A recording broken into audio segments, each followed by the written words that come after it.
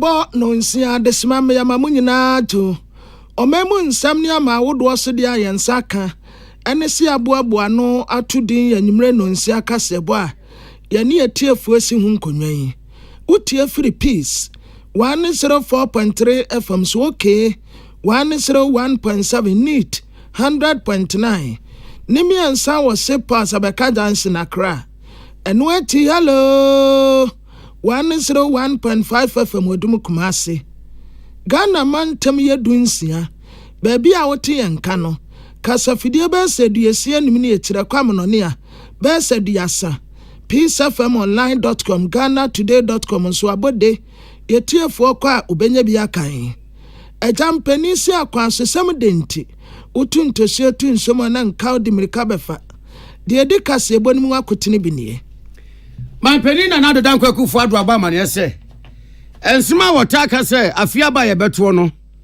na ban behwe se ebe ya asomdue na mu beda wo fan no enye se bi bohye keke na mu me ni bresem. The Akufo-Addo-led MPP government is clear about its obligation and duty to ensure that the impending elections are conducted in an atmosphere of peace. Na kanema mpeni John Dramani Mahama wotu Frank Adia Machini Yama Nyoku NDC. Wasi Dr. Alhaji Muhammadu Bawumia mpeni abedi echire. Sana mrani ya Ghana fode bonu ni na se oesikase mu agenkwa sana enye nokre. Afido waye digitalization eja economy ni kura to ye de ope. Ene so de emfie wotwe ade aye ka se ombeye no watimi anye afi wadwane free sikasem so bibia wo busana ada na CD akodu 16 on say digital. Na sadia peace FM ye de sie ni se ye ka se bom ye bedo manifestos awodo a titru MPP ni NDC ede aba no ene ye bebo ehun komahwe amanyoko yimienu manifesto nim ne fa ekasafa kwanyi a wose wobeye enwuma ano obebie bi enwuma ama Ghana fo nye biaye na Ghana fotosanfo Amin Adam ana waba amane se eka Ghana o man yede no enyini abose bode akwa koduru 761 billion Ghana cedis. As of July 31st, 2024, Ghana's provisional nominal central government debt stood at 761.1 billion Ghana cedis. Na lawyer Javier Sosu, ana wadiatu mampeni na nado dan kwakufu edu enum se, until which craft bill no, wabesa se mampeni mamadiya se, wadene nsa beshasiye na ababe mransa na, wadina mambu wako newiye. Ezemi ka wona nyumre madaruma ya deba. Osons chemists ade Osons garlic capsules. Ebua immune system nya hoɔden kotia nya wanti. Yade yanka wonto fom da. MTN network ne so ade. Ghana fa na nyina omu wo hɔ. High Sense Ghana. Home appliances ya papa edisi fie no office de. Na josi oni hɔ. Amin Scientific Herbal and Alternative Medical Hospital. On fire dear and concern Vampieda. Dolphin Roofing System. Yadi wa mai den nyina sanensaso wa mosomayen. Usi wie pe fa ho asem kodano. Seme pe bambo ewo megapade bia ho a etumekuo ne ya ba akope. Imperial General Assurance on wo betina wachi wa hohiahia brem. Sa etumekuo ya dawroma ne se amansan tiame kwabena mafo ana ohine nana kwame amo yesin konwa ye de kasebo yi eba na de de kasebo yi kan eye Methodist Church Ghana wamu wonhemu kasebo a wamu ya no influencer mienu bi achi na de atoso dumiensa womahia aye ewo Wesley Cathedral ewo asantemantima yin krokumasemu na sanso ye omo 51st annual conference. What was that from Mampeni na nado dan kwakufu ado? Se wanfana ni monyamba ta adwumede nachi. Mampeni kwanhyemu na se no kasa e no se. Wodo Ghana fo papa do oman Ghana. Na wodo her se afia ba ye beto no. Ebe ya asomdue. Emu beda wo fan Frenchem no libilibi no labalaba. Enya dia atayangula wa yoni pigridi bia bebem. Esisie bia mem katasum ye miaso bia mem na wose we na esan so odo Ghana for odo Ghana manti gina ye bia Ghana for na maba wo mo beto so ebesi ewa afia bato mu no wone na ba beji atum prekope na wo tremu se Ghana ha wo pe aman panimfo wo maba democracy kabima nkabi ekuta wo mo se kosia wano mampani kra ne dikan obebo democracy no ban na bieu wa hwe se bambofo a election time wo bebo ban no obia nu obetwintwan wo manamu aban beja wo mama yo madwuma se de wo ye no no na ma abatoni na kwaso kama se de wo man no ehwehwe mampani na nadodan kwa Akufo-Addo. This year is an election year. On 7th December, the Ghanaian people will elect a new president and a new parliament. The terms of the present parliament expires at the end of the year.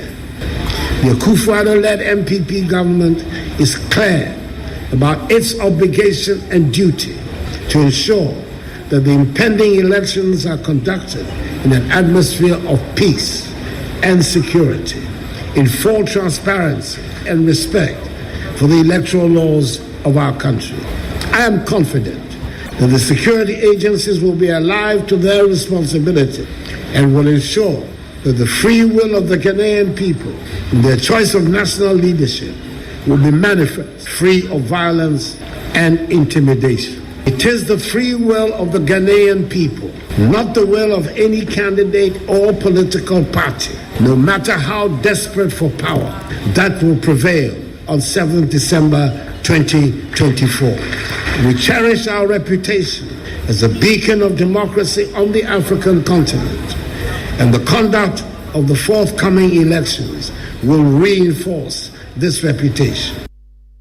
And what trainer mampeni na nadodan kwa Akufo-Addo ebo Methodist asoro na baso ewo akwaniasa hodo a wonam so aboama Ghana etumpon na ekonkan na no na wosra se ema mo mane nso a wo montonkoso a. The church must advocate for justice and righteousness in society. We have a prophetic role to speak out against injustice, corruption, and moral decay. Our advocacy should be rooted in biblical principles and aimed at promoting the common good. We must also support policies and initiatives that align with God's will for justice and peace. The church must encourage and support godly leadership. We need leaders who are committed to serving with integrity and humility. Mampeni na nadodan kwa Akufo-Addo ane atene ne no na ewo enhemu yase and Methodist Church Ghana, Presiding Bishop, Most Reverend Dr. Paul K. Buafo. And so Kasan was say, "Oh, yeah, woman Finisia mienu HBA conference here. The attached to me and say, Wam Diajasu here. One more April, as on Puntu and Kanko. A bio, and Koma Wamobesijina yet, and now Wamobabo, Chenku na Wamabono. Efa and some Wabama or mine also so. Eddie ye na Akan Kain. Na was in the side of son or nam de futu Emma Wamamuno. So Bibia Prenshe will be bram prempe asumje. Titru ewo afei abatonim. Say no. Say no to the politicians who bring money to you. It is not only for ourselves, it is for the generations to come. Let us move away from the politics of insults and attacks on personalities that tend to create unnecessary tension during this period. For the past years, every election, we create tension for ourselves. In some places, they go through it without any tension. It's with ease. Why can't we learn same for our dear nation? To the young people, I say, the nation is yours. Please remember, Mother Ghana needs you. Don't go and sit in that bucket and be thrown overboard and die. Yeah, Most Reverend Dr. Paul K. Buafo, one year Presiding Bishop Edema Methodist Church Ghana. Samson Kwame Nyamiche, any Aguri Samuel, and now one more called me, they are said Yaman boy, a brain. na apani a wotu frank ama NDC amanyoko His Excellency John Dramani Mahama oguna proboso na bebi a okopie ye community engagement ya wone nananom ayemfo ene adese a ewo agin kotoku ne nyina wo Amasama constituency a ewo Greater Accra region ha na wotra se de wedi kan ye so na tirija ebra no ote akonya so sama mpani na wo munim se de Ghana te ena MPP aban de ntron na da ena fragadam na de anu wawa kura ne se mampani na nado danko akufu adoma Ghana fo nyina ate ase se wo de se kronkron bi wo Bank of Ghana papa kofu kura na kofa ne baaye na sa nipe ye kano economy se obi manage economy a wo ye number 1 enti wo de na ba no abaye Ghana yie sa na ye dada akra eye pateku a ye di wo janten wo ma asan no ho ena wo kofa no baaye papai wonimo she eye Dr. Alhaji Mahmood Bawumia economy no ade no baaye so manage no enne ubisa no economy ho asem a o se digitalization dollar baby anenam no pani wo ya dai o se digitalization some time ago who can say was digitalization bibia kwaya digitalization ena Ghana for bra na ebre wo se Ghana for bo se ono eni obi a wo betumi ama Ghana ejina pan a ekron enti abatu yi omontoma no abra end this one by mo nana akufo do catch re say abrantie bi wo Bank of Ghana ono no bo akufo ema yesika sep ejina yie enti okofa na aba abaye na bede chire omo ma ye wo se saa ni pe o ti se Yesu Kristo oba bibia ebe ya kama ene so de emfie wotwe ni ade aye ka se ombe no wetimi anye afa wedwane free sika sem so bibia wo busana ade na CD akodu 16 on say digital ade na enyoma boy on say digital ade na yakwanya say digital ya the digital beba be sese kwai no ya the digital be hwe akuo no na aduane aba bibia obebusa ne bia afa say digital mesremo sa ye nuano ne papa Jack Toronto omontwe obo no mo transi no mo koji o ma home dear yate se okasei eye His Excellency John Dramani Mahama ono na wotu frank ama NDC amanyoko ye nua sanama atikuku apento na mampenia be de che wono kro ya frank atuni de ma NPP amanyoko no Dr. Alhaji Mahmood Bawumia wone na tidifo ene na pamfo egbanan eko bebia Roman asore no titru ene Metropolitan Archbishop of Accra John Bonaventure Kofi wosi enkwada ayaresabia wajim kotoku wa Amasaman enkakokroko mantamimu na womkoye duomoni kohwe mpuntunyuma Bonaventure Metropolitan Archbishop of Accra ye na enya deketwa na amra womkodu ho no mampenia be de che wono kro ya NPP Frank Atuni nani bo edumaso a Metropolitan Archbishop of Accra John Bonaventure Kofi no won say yes mampenia pa se ekoba se timamufo enya emwa nya obi mani pia wo mu a empuntu abane hwehwede ama wo mamu no yensa beka said ya wakra so nya piafo betumi aye na machen kraman no na mampeni ya bedi kire ebie wo kasa no se wo hwea said ya Metropolitan Archbishop of Accra John Bonaventure Kofi wo hwea empuntunyuma wo ye yi a wono ade nani aba behu eye enkwada ayaresabia wajin kotoku no a eno kan bi ana mo no Dr. Alhaji Mahmood Bawumia waye ne se wone esom eye kristosum kremosum eno som hodo ni na be ye kolabo esanso gidi ye se esomsom awodo no ne aban ne kabo mu a empuntunyuma beba no eye empuntunyuma ketwa esanso ye na ye nim se enam kristosum ene esom awodo so nti wo meye nya yaresabia ena o man nso enya humasia emumu api ebia ne schools awodo a esom awodo na bia bie ye no ne santi ana wayɛ ne sɛ wɔno deɛ ɛfa nso yɛ muslimi ni wɔne kristofo ɛne asoma wodo aka ne nyinaa bɛka abom na wɔma yɛ baako apri yedie ɛde ama wɔman no mampani ya bɛdi akyire kasae wie yɛ na Archbishop Bonaventure Kofi wɔn nso kasa no sɛ wɔda mampani ya bɛdi akyire Dr. Alhaji Muhammadu Bawumia sepa sɛ ɛgya waba na wɔde n'ani aba bɛhu Legacy of Hope Pediatric Hospital project no a wɔyɛ no na yɛn no ɔbɛsrɛ sɛ mampani ya bɛdi akyire wɔbɔ no ahu ɛkwan yɛ de ba hospital wɔ no ɛnyɛ ebi kura asɛnyɛ bi a ne ka wɔtena mu na shock absorbers ne yanke bi anka ne honam kura bɛyɛ ne ya wɔsrɛ no wɔn ɔnomwa no wɔn nya kwan no kama ɛno akyire no wɔbɛhia aban ne moa na baby ya project no ma ya akoduru no wɔmatumi awie na nkɔso kwan mu ɛna ne kura mu no ɛnɛma ya wɔn kra de ba ani na wɔn de boa adiasi Legacy of Hope Pediatric Hospital no sɛ na sɛ beduru port wa ɛna afei ayaresa kadeɛ nso so a ɛbɛba no ɛto na ɛda so no nka mampania abɛdi akyire ɔboa na yɛtumi yi free so a kabea ne de paa. Today permit me to bring three needs before you. One, the nature of the road leading to Ajin Kotoku is just deplorable. For the common good of the community, I would like to ask that you help fix the road so that the Ajikotoku, the community that houses the market for onions, the children's hospital, can be easily accessed. The second request is to aid us with the completion of the construction of the children's hospital. We need funds to complete the project.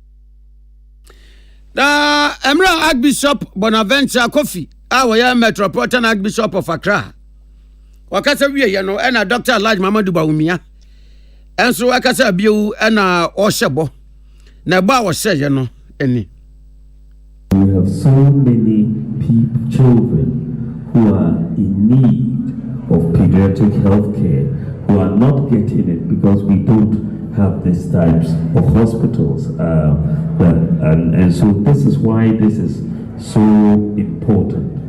I want to assure you of my continued support and commitment to the great projects as a church that you are relentlessly embark on. The government is very interested and supportive in this regard. Amongst the many health interventions we've done for the nation, such as the One Constituency, One Ambulance, the Agenda 111, and the current extension of the National Health Service coverage for childhood cancer. Mampeni abedi etira wa ye MPP Franka Tuni boshenie. Say Archbishop Bonaventure Kofi wankana kumantune yem. Ni project no a wo ye no a Legacy of Hope Pediatric Hospital no. O hye no bo say obetam de wura aban agenda 111 no a ayaresabia sie no emu.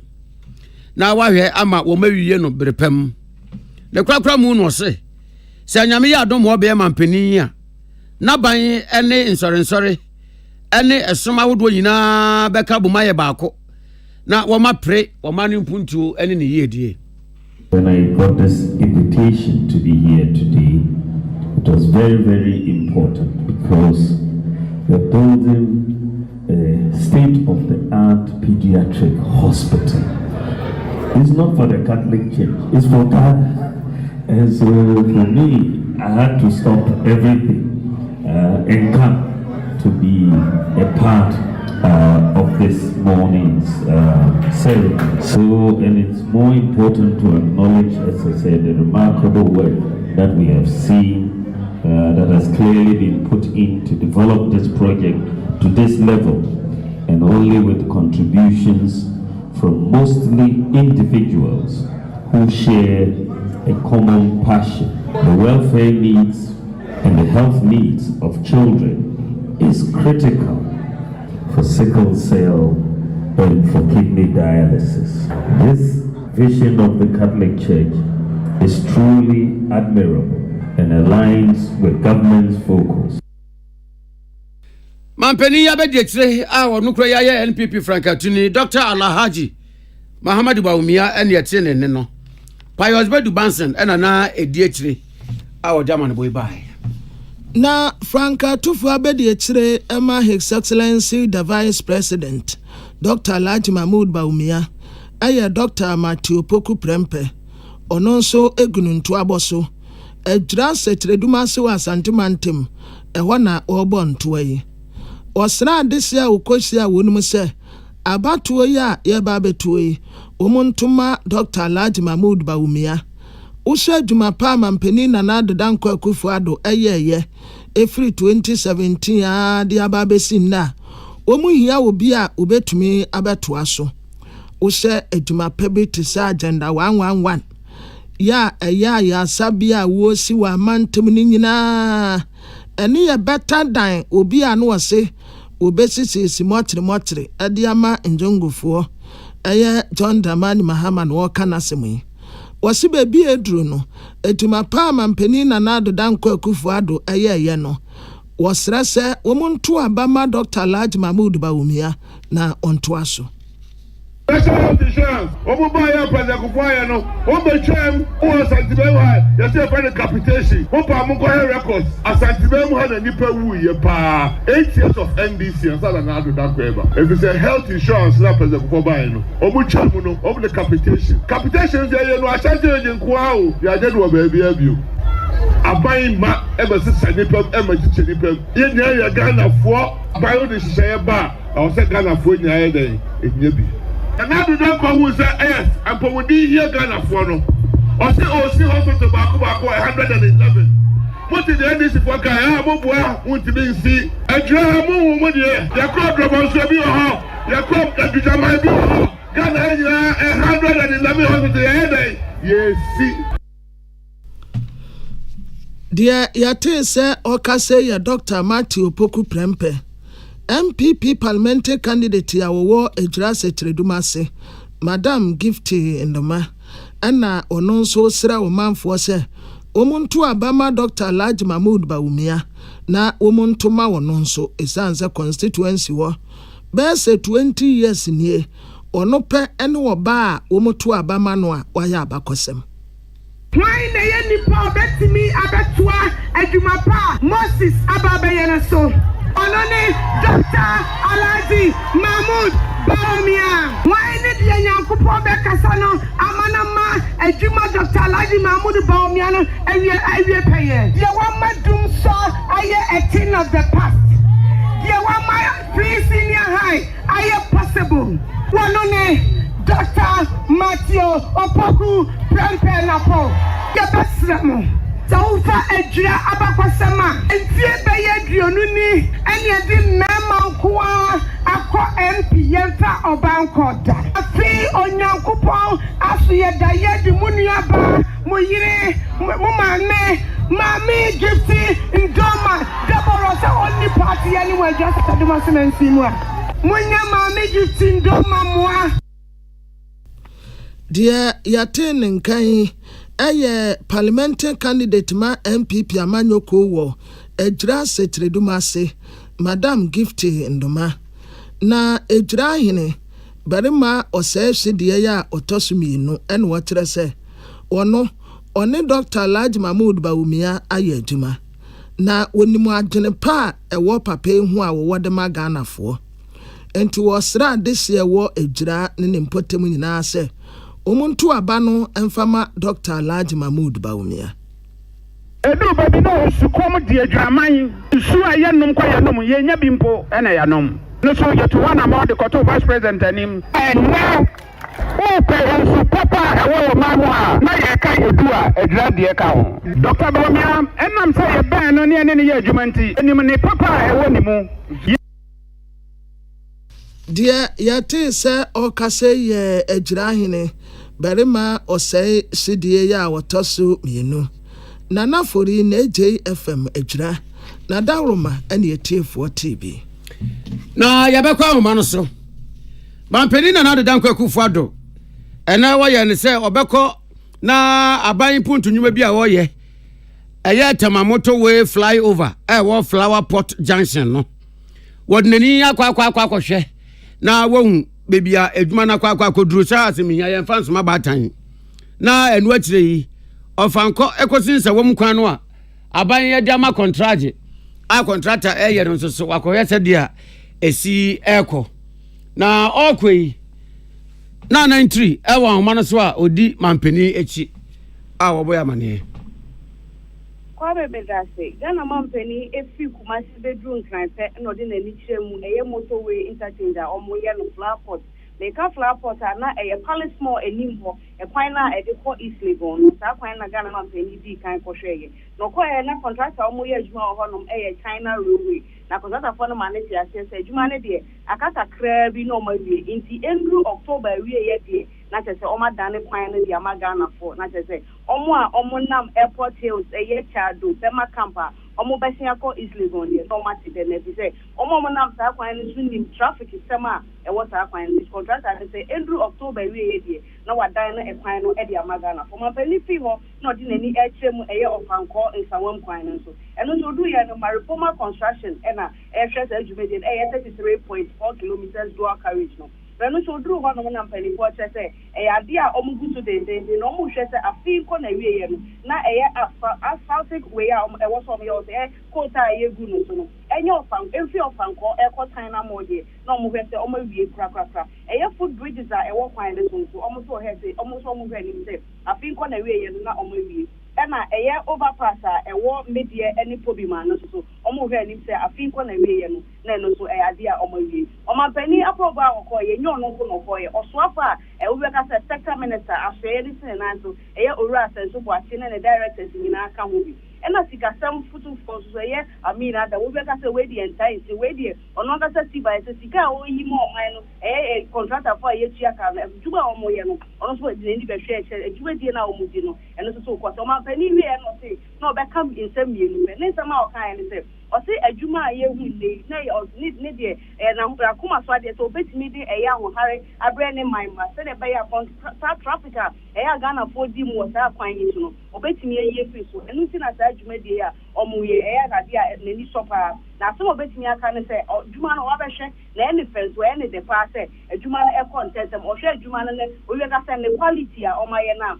ya dia eye ne ni so no de obetimi aka ne se contractor for no eyetimamu for no ensho mu nkran no mo nya adwuma ne ntem enye se wo bedru ho no obedi o matema be kan sema eya e de a cho bo se adwuma ne de omo ye o mama na tia so ebra o betimi de ebi na emu ma timamu for ni dru ho no ma ya nya omo hai ma ya tiante o na emu ye ensho mu nkran se ne be ya adwuma no o be ya adwuma pa e de amagana man we ni ntem bia gada man penada ko fado e ko dru ho no o de tuja na ya tini ke e na 93 na mampani ya bedi ekira wonu kro ya NPP Frankatuni Dr. Alhaji Mamadu Bawumia so ene nananom ahemfo ene omo ke be mu no mo se agina esoma wodo mpanimfo ne akandifo ene womo wo chefa ewo constituency ewo dome kwabenya mampani ya bedi ekira ni NPP Frankatuni ni wo mahia amra wanam constituency connect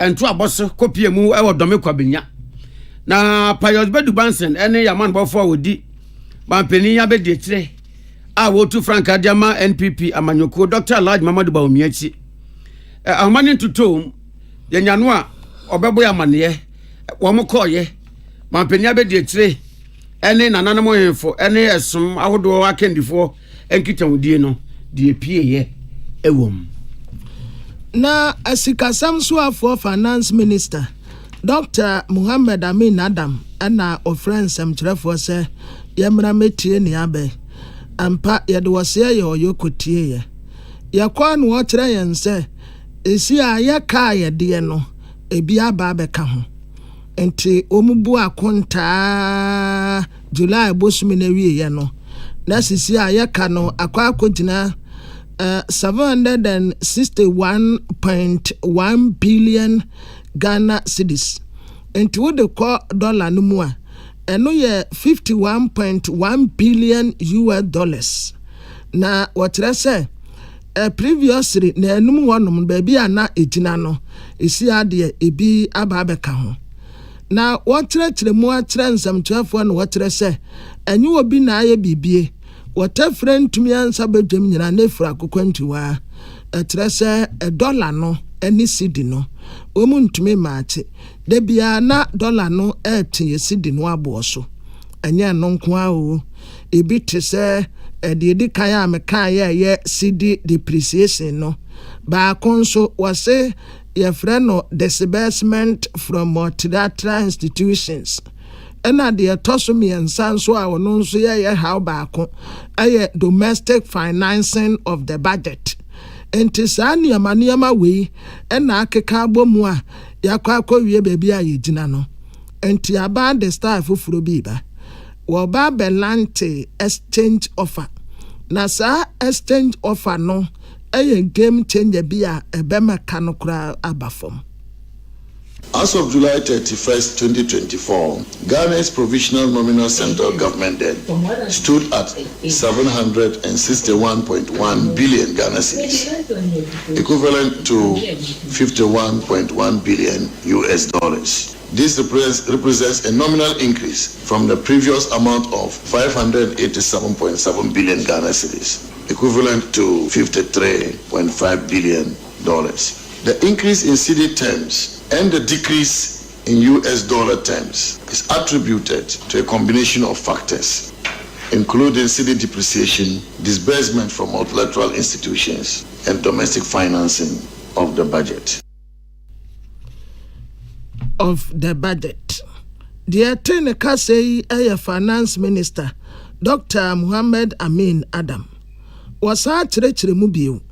The aquacofa way in Aba was say external debt restructuring program. Sans say ya abide banoa, ya wababe pahom to mobedano dino.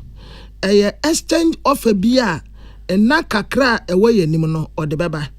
External debt restructuring journey. Aya kwento ya baby too. Na sadi ya baby too say no. Yebe wane se oh the ane ya shiseni nyina yensaka eka no beba fom ye ho behare ye economy ni nyina so be kama timude munya abotre kakra bi. We are pleased to officially launch our exchange offer in the coming days, marking a critical step in our external debt restructuring journey. The exchange offer reflects the terms agreed in principle with our bondholders on 24th June this year, including important concessions which the bondholders made to Ghana, ensuring a fair burden sharing between our domestic, official, and commercial external creditors.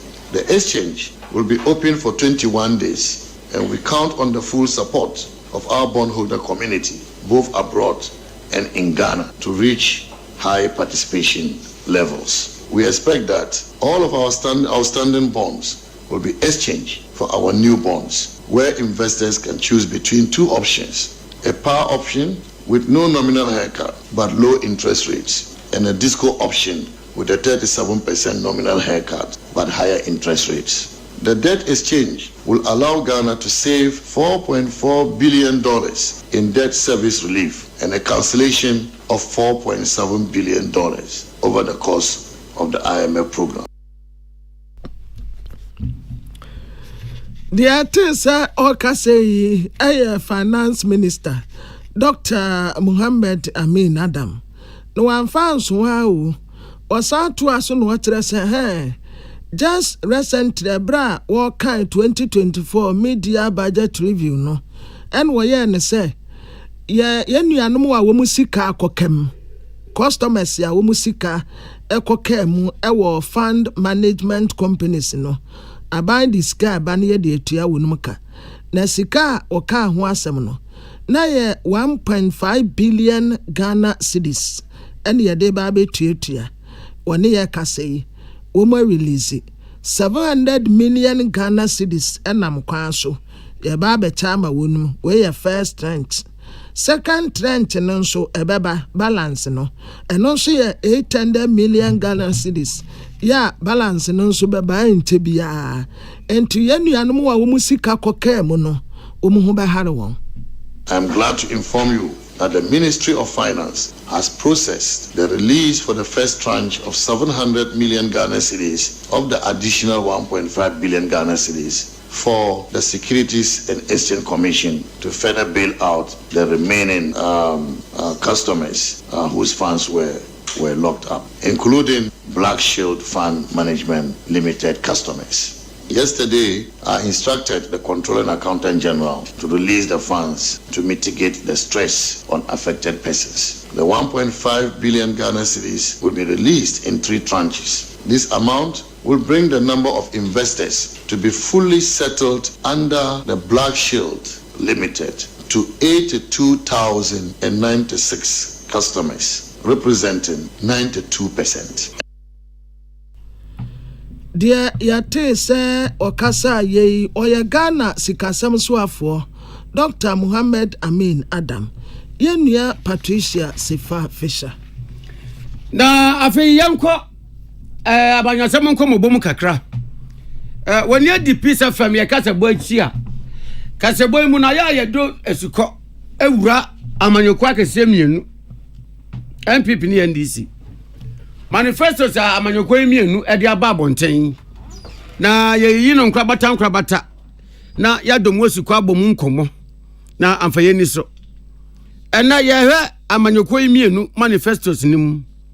Nefa no a wo mumienu na kire se wo mu bebiebie nyuma ama nyuma bebu so sa atekanapaya ama Ghana titru ni mabunu enya bia ye kra ma nyuma bebu yeso no eno wonkomo ena ye boyi Tabita Ayila aya kasamafo ewo Employment and Labor Relations emu ya ne shan kuma twetwe na se ewo NPP manifesto yo ho Tabita Peace FM sini majoe. Yeah. Ya do asre nyumre wadaje na obre. Na ekwanda hode ne na yankoma yebo na metie ni kakra se. Ye hwe wosona manyokuo NPP. Ekwan a wonam so a ebo a wahye. Se na mamu abre so 2025 saba ye beto no December yi koyi a enwuma wode beba. Ebia na obi nya adaje entumi kenka manifesto no ehum se de mo kire kwan a monam so de nyuma no beba wadawroma fa na ntimu kakrai yo we dey with that me sound so that etfo asek we dey mo fanche be se me brof no bebre se na twi na mo fanche me anya hwe kra yo enti yen na yen mu say about some few weeks back and Dr. Mahmoud Bawumia Echo GSTS ewo takrade na oko lanche ni manifesto na manifesto no eye enwuma a MPP for atro say omu nyame adom na Ghana for emaye akonya edwuma ye ba beye afaboa Ghana for. And in our manifesto, there are a lot of things Dr. Mahmoud Bawumia proposal. And even the manifesto now, and Grofobebre say we have done a thought-through analysis of the problems that we have. And the document we are MPP for Ediaba Bontinswi, it is a workable document. A document I bet media year. If you say MPP for with our promise of giving the youth employment, it is something that we have done before. Now we share according to the statistics. Your track record when it comes to employment, 2.3 million jobs, and a byway from 2017 to 2020. 2024. Even though 2024, but this is the statistics that we have gathered over the period. Now, jobs are MPP for are creating a baby. Analysis for recruiting over 170,000 people that work at the health sector.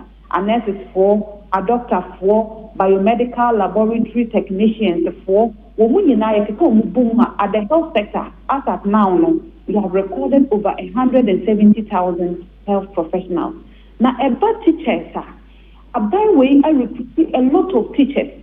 Now, about security services as well. We run into about 50,000 workers are employed since 2017 to this particular day.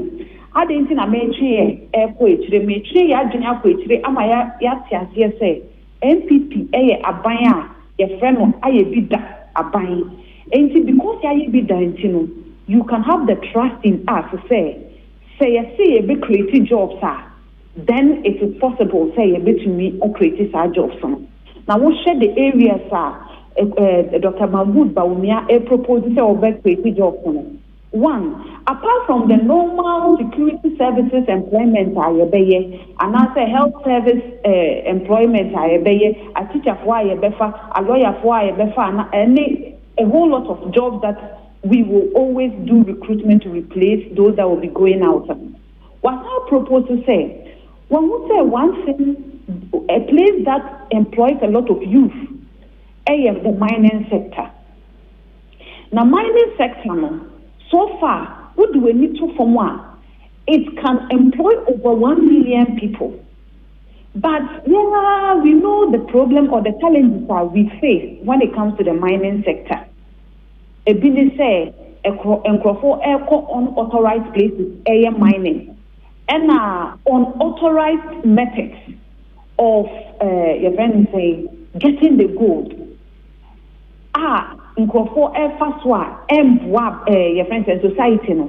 Abayne say nyame adom na Dr. Mahmoud Baumia ebedane president obe propose to ama through the municipal assemblies and the district assemblies they will have the license that like your license think for now you're regulating on work with support from the Environmental Protection Agency. So that you're able to regulate on in the right way. Apart from that, what say or best set up a banker, a bed boy one more person on the mining sector anymore. And see about mining now who are licensed now. I buy say or best support you with money.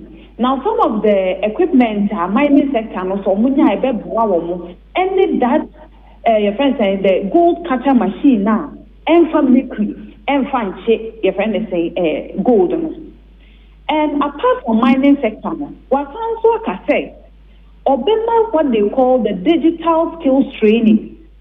Obema and digital skills training. You have a digital skills training and only game and only computer and after digitalization now. Obia enimu say yes, Fred Dr. Mahmoud Baumia. So Obema and that skills training said ye be ya to me anya employment. Now the global village SCTM and fan will be a to me a remote worker. You can't say a remote worker. Just say what's the command now we use my worker. And the a new method or the back ama and mebuno and etuma. Apart from that, what I say, Obe making sure that every district be at least Obe employee through legal your friend is saying a lawyer for said they are Obe to have one for when it comes to your friend is saying and perform more problems ebia o mabrabo o mobo ana say edwuma mo yemu ebia wo problem na woni obi obeka bia mawa aban na say every district bia obe make sure say obenya two lawyers said they be ya ebetumi aboa won ma wo mu ni sika na they get into trouble that they may need their services. Now you can say every district ebetumi amamu two people are mama. You can trust us because you can say every district one ambulance and true to our work you are providing and see this one too it is possible say give it to me. Another thing what can say SME4 and I say one more small scale and medium scale enterprises and now one can say say when we say GEA, and I said the Ghana Enterprises Agency, or moment of loans, he's going to create a whole bank that will be responsible for the SMEs. And or say nyame adom mo obedane president obeti banka ebe share won mo ankasa omuta no adwuma a omu ni sika omu de be shemu amana ye no. And that is also one opportunity and crofo ebetumi afa. Apart from that, there is still going to be skills training for people like artisans or more carpenter tuma or more mason or more tile. That requires that we get skills training. Abani say or then mass and that skills training. Now Rebecca say, how can we do this? We are already doing it. We share YE, NA, and NEPA together on which we are training tens of thousands of and Kofua. They are already like graduating on Moshe last week was last 2 weeks. I think that was Sunyame Emma Omuchane out over 10,000 artisans. They didn't just take them and give them 6 months training without support. Every month, Obiaji 500 Ghana as allowance. At least the Omudibecho Omumuka Krana, Omukot na classroom, Omajuni Mube Ama Omutumi Ashia training. They were able to give them 500 Ghana each to help them. And quite apart from that, or say it is going to be in such a way that everybody will have access. Most of your educational sector now, first, now your parents and TVET service and the grammar school, so you can say grammar school, I'm a pastor, secondary school for no, not mark or more boom. And there was more like the needed attention for TVET service schools, so they didn't give it to them. But by the way, actually, and now this like where ye TVET schools, so make a TVET, I'm a pastor, say or more training, vocational training, any technical training, maybe electrification, friends, and those artisan works. What more free grammar schools, and make grammar schools, I'm a pastor, or more general arts, business school, those kind of schools. And now, more equipment, they resource their laboratories with equipment, modern equipment, and mankolano training, tell you, or move when they graduate and come out, on one hand, to start or move businesses.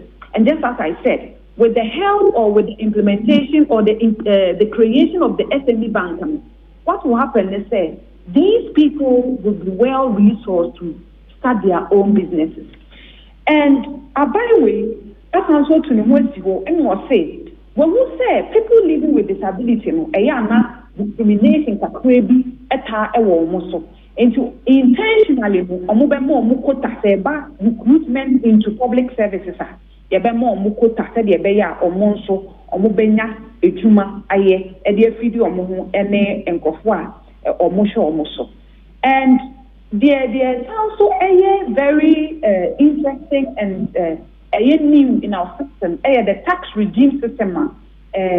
Dr. Mahmoud introduced. And what are these tax regimes? Or they one, or say he is going to give what we call the tax amnesty. Now, there are a lot of companies and other businesses, especially the small businesses now, they are not able to file their taxes and pay them promptly. Or say, they can all start on a clean slate. Apart from that, what else one will say, in our tax system, clarity should be musa. FBI and never come here because say, or tonight be over economy, I start both price for Sobi. I say, and share that in your class and my businesses. And see, my businesses one good one, how or more business now or more young. And to what they introduce flat rate tax on businesses. Said businesses will be able to retain money and recruit more people. And can't say businesses more amnesty, more tax cutting. It is all to stimulate production. That is just the essence, to stimulate production. And because when you say all these things will stimulate production, or say he's going to introduce the Buy Ghana First policy. na yɛka sɛ buy Ghana first idea ne yɛkyerɛ ebia obi wɔ Ghana hanom a otumi manufacture ebia enkonya anaasɛ utensils and something that a government institution will need. Or say before the government institution ever outsourcing those goods outside and after services outside them. First of all, omo making sure say omo pebi o Ghana hanom e no mo enye bi and san already on pay.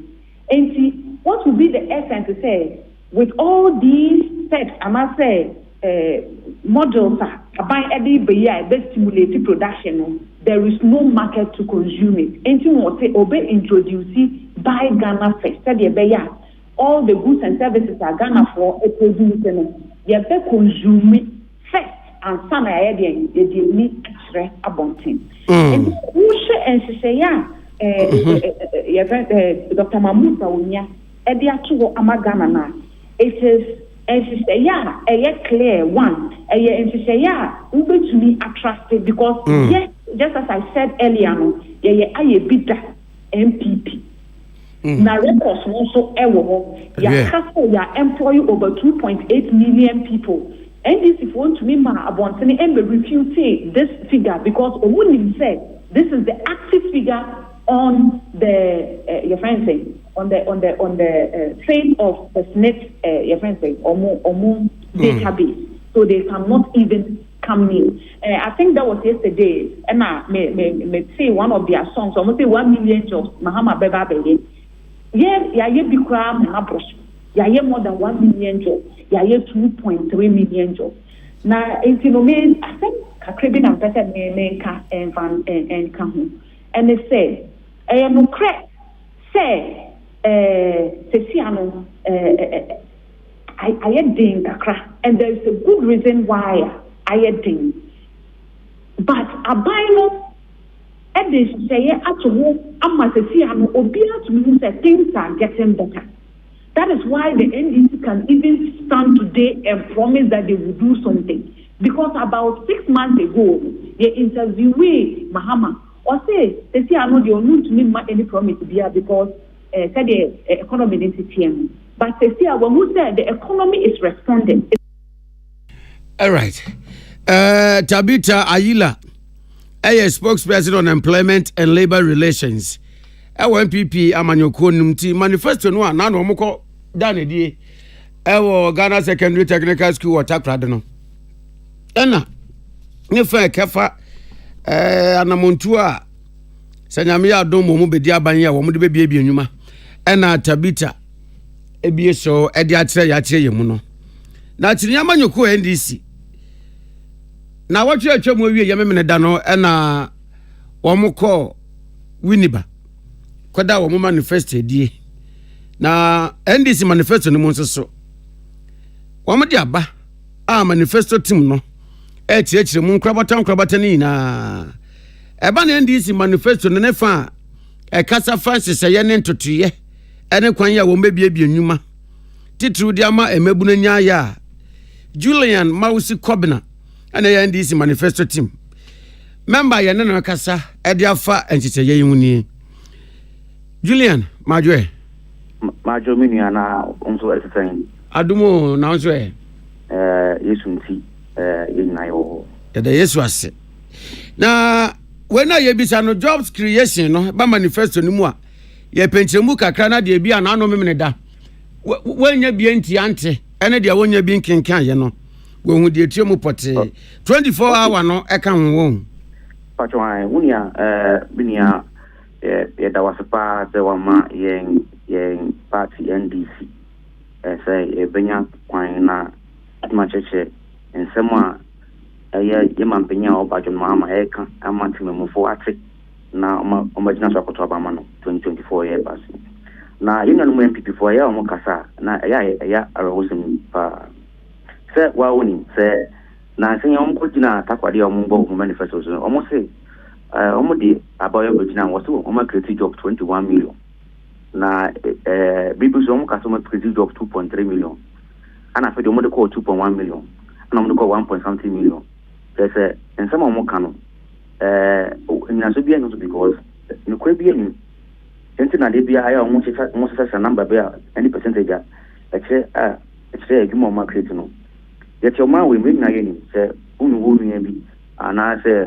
obushani bi unu aba oye mabunu a otifie osoro na ko ni baby ko adwuma ni kroma for the first time your man we your unemployment rate echo over 14.something%. You were mama I was no before we fear by more now unemployment rate no 8.something%.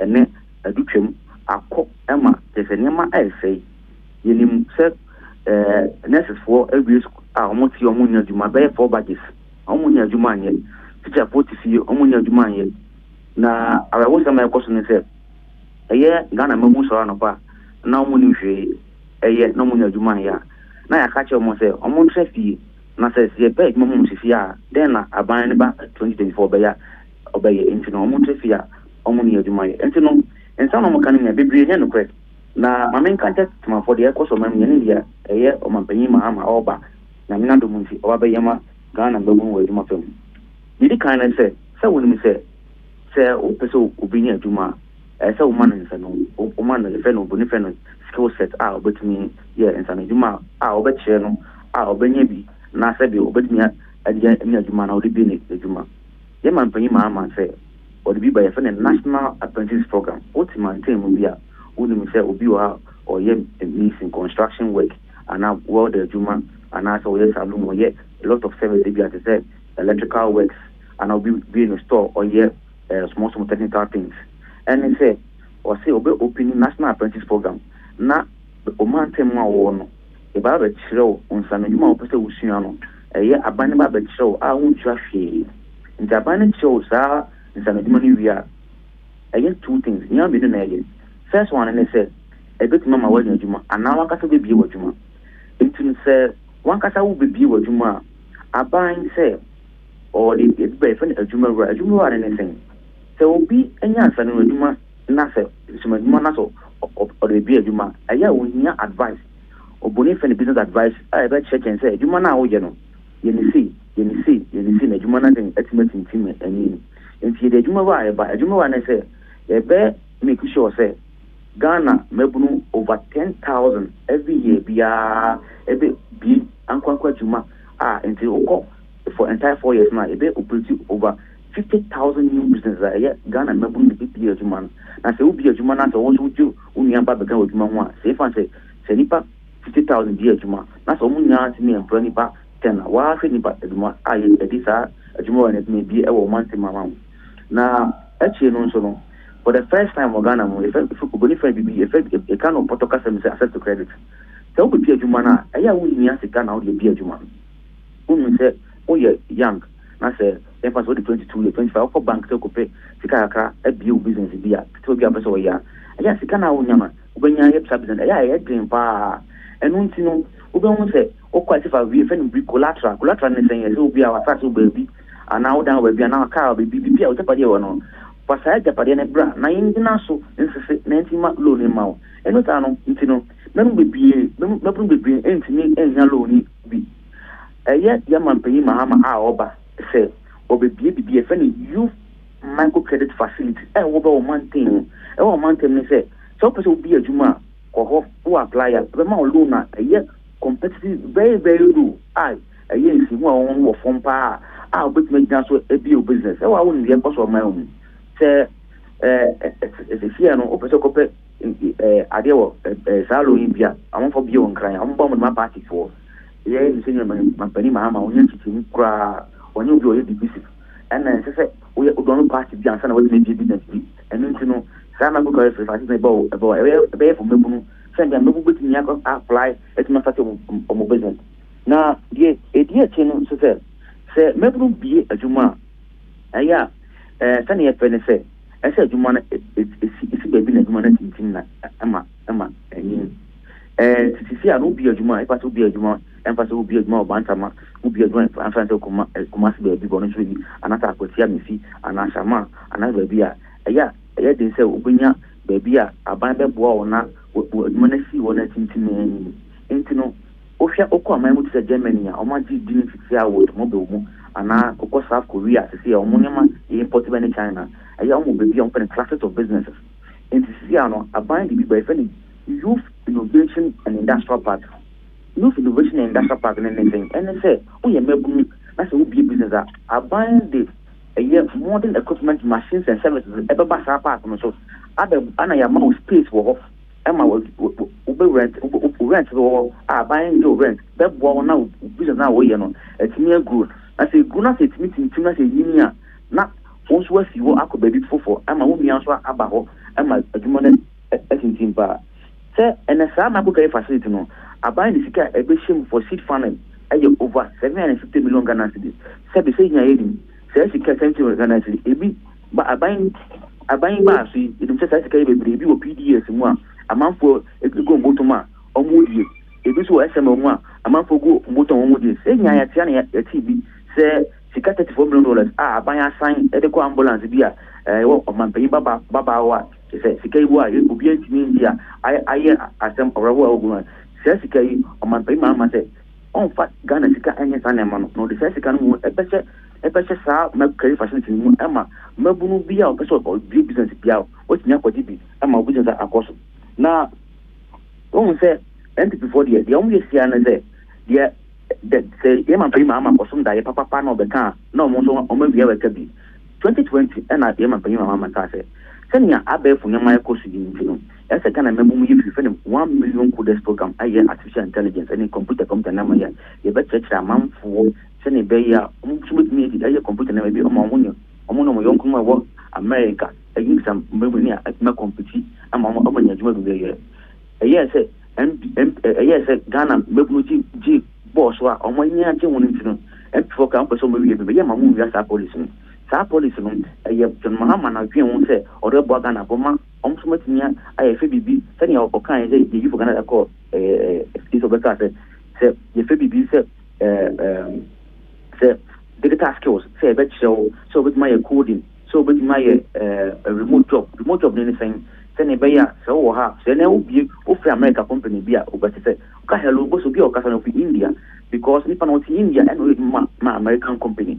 Sanya Mono, a young payment manager say, Ghana for Monty on Marcus Comos skill set, no, almost my American company, other companies or abroad, or Ghana, almost many, Ikaka, a bomb. Now, only, say, I did acquire that young mama about Eba. I done a commercial power and say, a young cooperatives. Say, or a MP boy, and then the Omoka said, buy Ghana goods. Let's see, photocopy, a year photocopy acquire for secondary school for, and Fanco dear, no, and come from the China and buy. Now, all promises, oh, yeah, buy made in Ghana.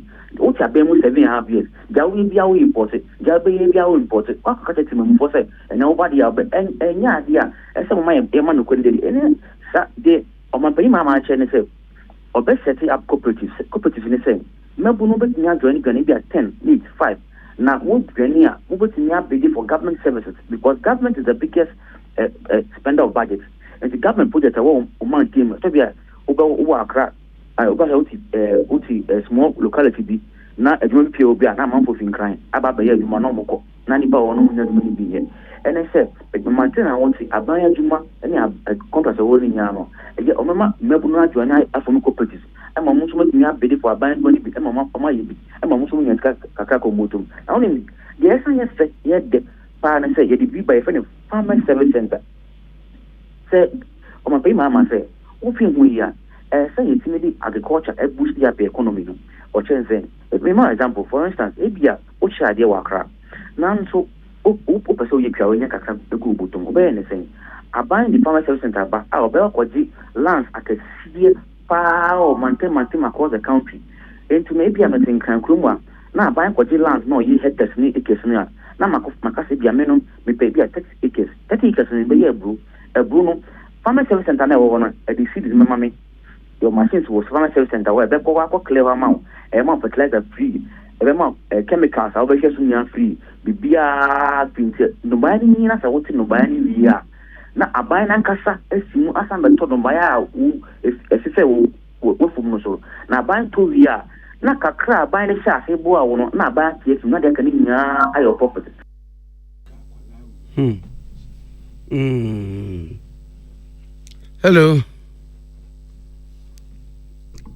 Hello. Julian Mausi Kobna. A spokesperson about NDC manifesto team no. Nefa kasa de fa mabunu ane enwuma NDC. Aye ne sanya me adom mo mudi nkunim wa afia bato mu a wo mde beba amagana 42 ne mabunu enye biaye. Ena no no so de NDC kwanya o mo mefa so emu kiremu no mayen. Ya ba me so na ya jabo afon kra to abasisi a madaroma mo ntwe yen.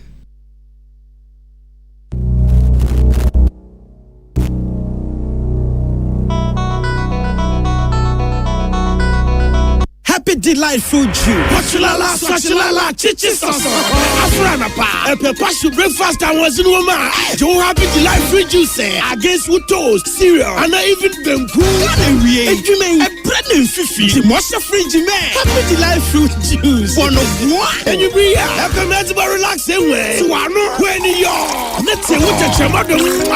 Happy Delight Fruit Juice. Off and a baby, I bring you all day long on fruit juice. I'm Happy Delight. One different flavors, different size. You number 1 liter. Number from 150 and 250 ml. A baby healthy life shows on your supermarket. Happy Delight Fruit Juice. Loaded with taste. Manchester City are the Premier League champions again. When it's football you want, get it all on DSTV. All the leagues, all the cups, all the matches live. Because when it comes to football, we've got it all day, all night. No matter what package you're on, you're always going to get football on DSTV, your home of entertainment. Tune it in, turn it up, Peace FM, and rip off the knob.